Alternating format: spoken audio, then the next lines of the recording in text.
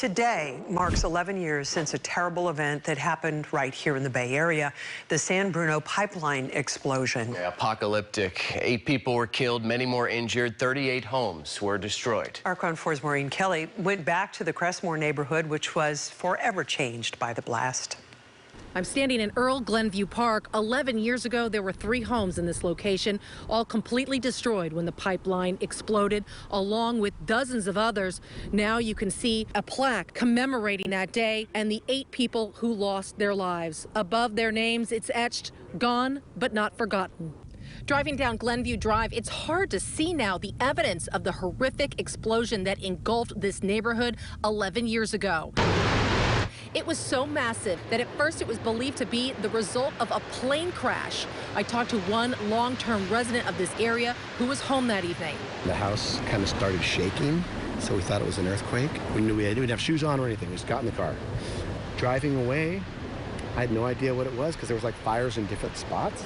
So I thought, meteors falling? What's going on? But it was no natural disaster. The inferno was unleashed by the explosion of a 30-inch PG&E natural gas pipeline. In addition to killing 8 people, the resulting damage to the neighborhood was akin to a bomb going off, completely leveling some streets, destroying 38 homes. The California PUC ended up fining PG&E $1.6 billion, and the utility had to pay out hundreds of millions of dollars to settle lawsuits brought by those who lost loved ones or were burned in the fire or whose homes were destroyed.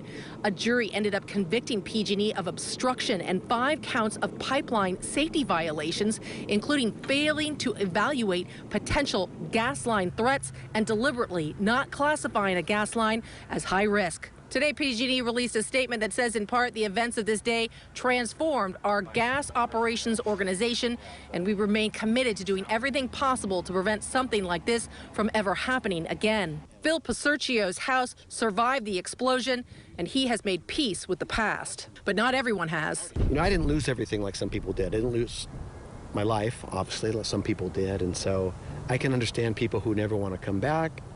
I can understand people who still carry... Honestly, they have PG&E sucks bumper stickers on their cars still.